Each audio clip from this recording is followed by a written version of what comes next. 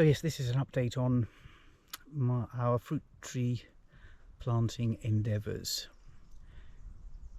From the previous 2 videos, if you've seen them, you'll know that we planted 6 trees, 2 of which were almond, but I'm including them in fruit trees because they're very different to pine or anything else that we've got here. I don't know if you can classify them as a but so we planted 6 as an experiment in different places. Here's one of the almond trees which we have planted close to the buildings. Planted 3 here close to the house in the terraces that form the garden. This almond has done pretty well. It has even produced an almond, and a fairly sizable one. That's the same size as those mature almonds there, and that came out very early, about a month ago in April. So this looks like it's faring well from the leaves, from everything. This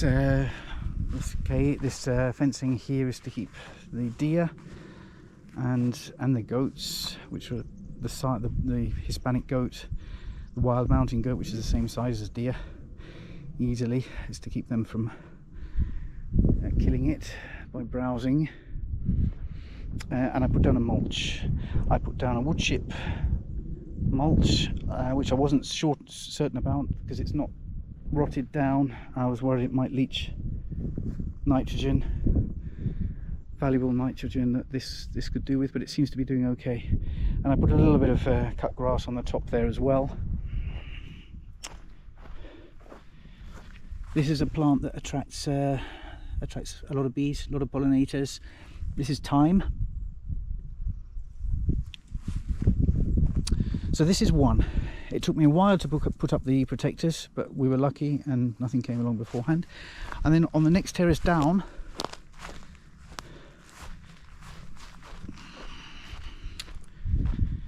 I planted another almond. The almonds seem to be the most resilient with this climate, and we might make good use of them here in general in spots where we want shade, but we're trying to improve biodiversity and have something different to pines, something deciduous. So this is planted here. You're looking south now. So the idea of this on the end of this terrace is to create some shade here where I'm standing or further along for other plantings. And as I say, the almond seems fairly resilient, and it might be something we use for that reason, for creating shade in different spots, especially here close to the house. This almond was, you can see the stem's a little short, a little narrower. So this is struggling a little bit more. Curiously, this was the first to shoot, to bud and produce leaves, and it looked very healthy. It was gaining on the other one that you've just seen, but now it's a little bit, the leaves aren't quite as healthy as the other one. As you can see, it's struggling a little bit more, but that may just be due to its size. It wasn't as well developed in its container before planting it out. On this, I originally put down wood chip, but I took the wood chip. I pulled the wood chip away because I was worried when this started to get looking, a little bit unwell, that it was because of the leaching of nitrogen by the wood chip. I don't know if that's what's happening, but I've seen some people mention that.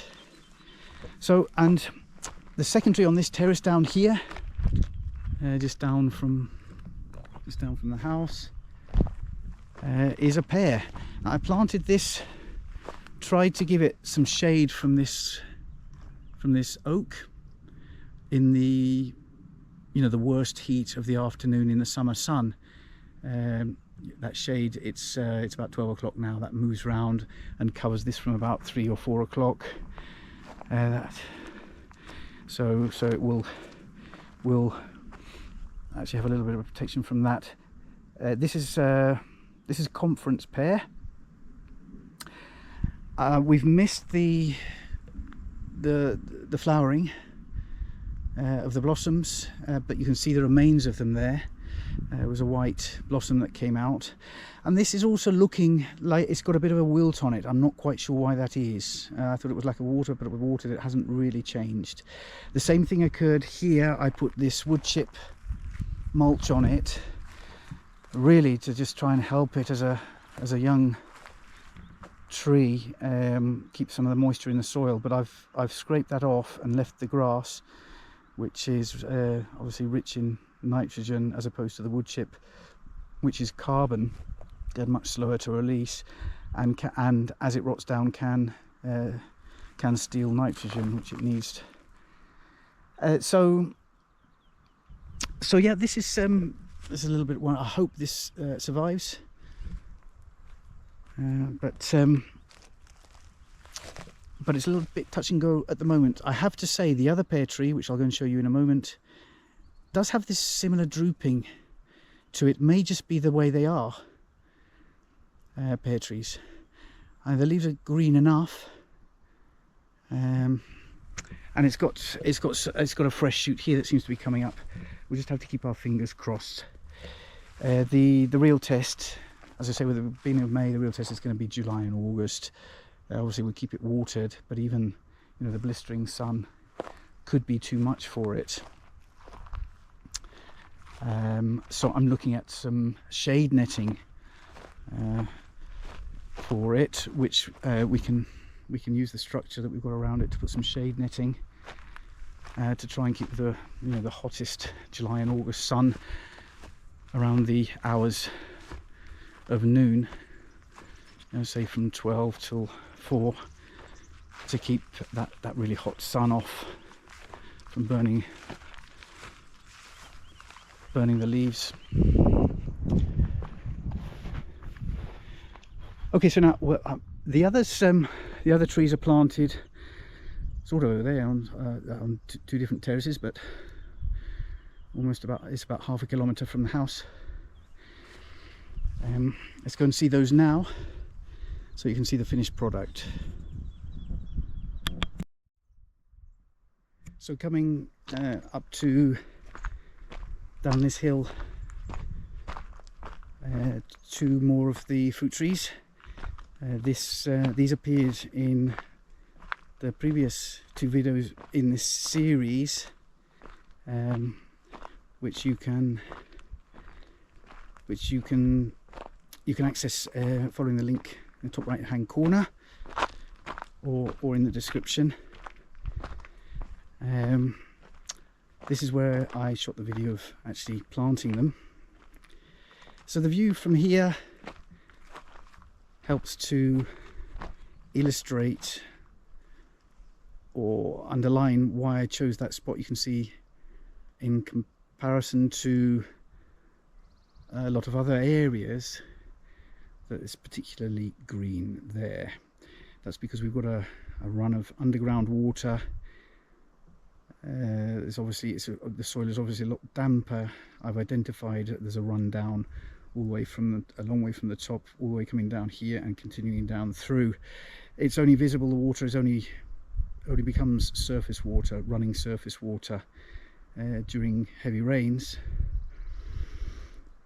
But it's there, and it's constantly there, and that's why I chose that spot, just to help them along a little bit. We'll also have to water them, of course, but that was my rationale for choosing this spot. There are 2 there at the moment. Another 4 will fit if these work. So this is the first year's experiment, and if they take, we'll plant some more and have a nice little orchard there, tiny one, small one. The terrace above it, which is also very green, and there's more space on there, currently has truffle oaks with truffles, but they're not producing at the moment. That was one of the recovered truffle orchards, so that might become also a fruit tree orchard. There are only 4 or 5 truffle oaks there. We'll see how that evolves, but that could also be a part, which would be very nice. We'd have 6 down there and maybe another 10 up here, and this little area will be fruit trees. Create quite a nice space. You can see the water. Got 2 50-litre containers there at the moment until I get the water sorted out. Just makes it a little bit easier to water them. I'm doing it completely manually at the moment with a watering can. Let's get a little bit closer. So here we are on the terrace. Now these were the, as I say, these are the trees that I took a video of when I was actually planting them. So you would have seen these last as holes in the ground. The trees in the containers just going in. This is there's an apple and a pear here. This is the pear. Sorry, this is the apple. As you can, those in the know will recognise the blossoms instantly. Right. Another reason for choosing to plant these trees, these fruit trees, as much for the pollinators as anything else, as well. Oh, it's going to be nice if we have a supply of apples. This is Fuji. These were the first 2 that I protected, and I began, as you can see, with these structures made of wood, a little bit more elaborate than the others that I've showed you, and to me more attractive, although these are pretty Heath Robinson. This is wood that actually came from the roof of the old barn, and these are fairly young pine trees that I actually cut down because we have so many, and took all the branches off and prepared these the right length, cut a point on them and hammered them into the ground to make this structure. So it was quite time consuming, which is why I have only done 2, and the rest just to be able to get them up before the grazers that we've got here came along and attacked the trees. I might eventually put these structures up because they will work. They're higher than the trees at the moment. They'll work for the shade netting as well. I just popped the labels on here just because we had this nice structure. I just put the labels so that we won't forget what's what. That's another fairly nice thing about these structures. You can do this. The support also came from a little pine tree that I took down. So yeah, it's doing okay by the look of it. As I say, the test is going to be the real summer months. We're in May at the moment, but this seems to be doing all right. There is something that's eating the leaves a little bit. Maybe they're a little bit curled up, but I think that's a little bit of a disease maybe, and something munching on the leaves. But it's all about getting enough of the tree developed so that they can put up with that stress. I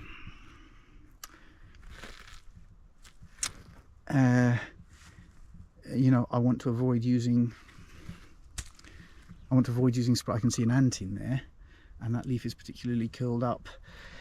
Obviously we're so out in the sticks here, and there are no other trees of this type anywhere near, so these are particularly vulnerable. I think if there is anything, they're going to just home in on this or on these. There's an ant in there that actually could be aphid, because I know the ants then come in to harvest the aphid sap, this kind of sweet sap that they produce. Here's the other pear, which maybe this was the first to come out. The apple took a lot longer. This, I think, a week after planting it, all the leaves emerged, and it was the first to come out, and that's way back at the end of March, and it was still pretty cold. This seems to be doing all right. It looks a little bit healthier than the other pair. This is San Juan. Also put this label on here so we know which is which. But you don't know what it is. There are so many factors. This could be that it was just a much stronger example in its container.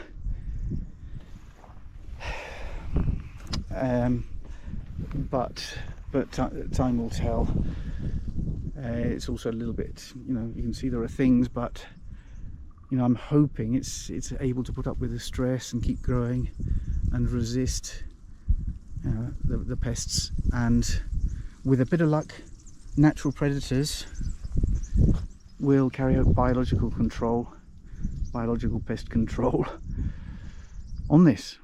And whatever it is, caterpillars, aphids, you know, hopefully it's food also for certain birds, which, by the way, we seem to have more of this year. That's those two. If I could make these protective structures on all of the trees, I would. It's just a matter of time really at the moment. If necessary, around the bottom I could put a little bit of netting, but at the moment they seem to be all right. Okay, let's go and check on the last apple. So we've just come about another 200 meters down the slope to this spot here, where this is Half Moon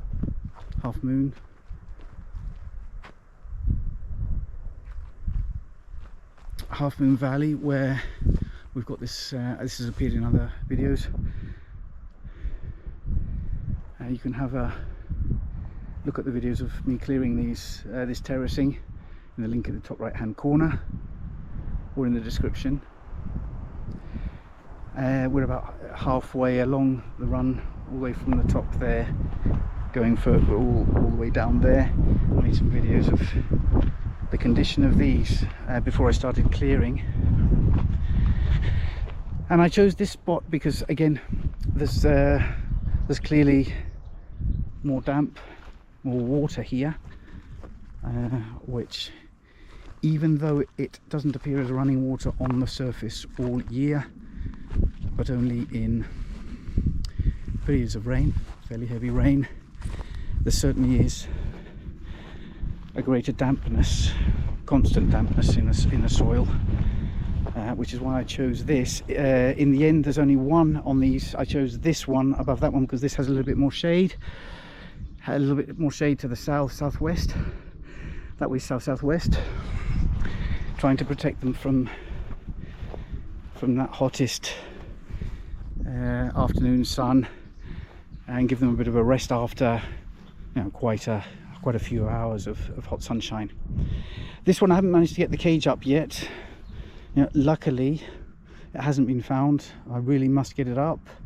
I'll put one of the wire cages up because it's a lot quicker. This was I mentioned the position in relation to the others because this was the very last to come out. I wasn't sure if it was even gonna bud, but it has done so, and it has blossomed. But it's a good 2 months behind the first pair to come out, and a good month behind the Fuji that you just saw further up there.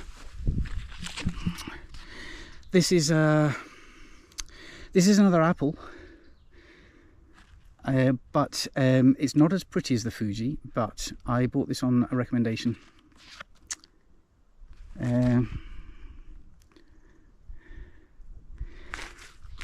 Because, which made sense to me. The nursery said that the apples are not as attractive to birds when they come out. They're even quite camouflaged, but they're equally tasty. So I thought, well, let's give this a try and see what happens. Again, post is made of a pine tree that I felled a little, you know, just a tiny sapling thing which we've got thousands of. Sharpened the edge, bashed it in, and it works as a good post. This is nice. This is looking nice. There's a lot of there are a lot of blossoms coming out. These are fresh ones here, nice fresh ones. Some reaching the end. The leaves are okay. Again, there are signs of a little stress from, you know,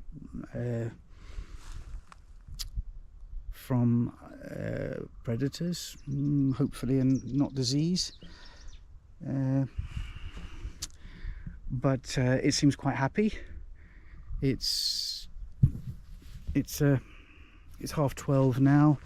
Got some nice sun. But in July and August, as I say, it's going to be protected with a little from these higher trees as well, maybe. But anyway, we can also put up some shade netting. But it's interesting to note how much later this came out. I don't know if it's because of the variety, but I think it was a little bit cooler here and a little bit shadier in general, because we've also got this, that's directly south, so we've got this fairly high 4 meter or so, 3 or 4 meter high terrace wall here, plus that oak tree there, which created more shade, and it is a little bit cooler. I think you get some of the cool air running down this half moon terrace all the way from the top there, so that may be the reason. Little microclimate here, or certainly those conditions, cooler and shadier, which may be the reason for this coming out 6 to 8 weeks later, and 4 to 5 weeks later than the other apple, 6 to 8 weeks later than the first pear that was out, and 4 to 5 weeks later than the Fuji.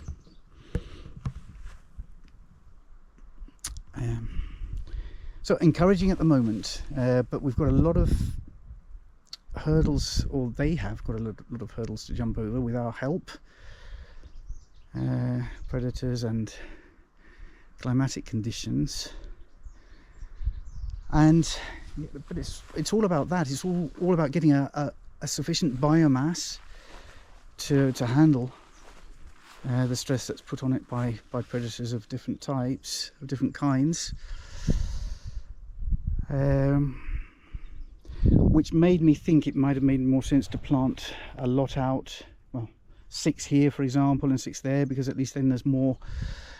But I really wanted to experiment with them because it's so much work, and obviously it's, you know, a cost, and if you include time. So I thought it best to experiment, because this is nothing like that. Here we've just got these oak, which are Mediterranean oak, so they're drought resistant. You've got the juniper, which is extremely drought resistant, and pine, obviously. So, you know, it's it's very uncertain whether apple and pear trees will be able to survive. Nothing like that has come up naturally or even remotely similar in terms of the climatic conditions it needs in coping with long dry periods. I haven't got an irrigation setup system set up here yet. So that was another consideration, so we have to water these manually at the moment. Got some containers down here and a watering can. Well, update further into the summer.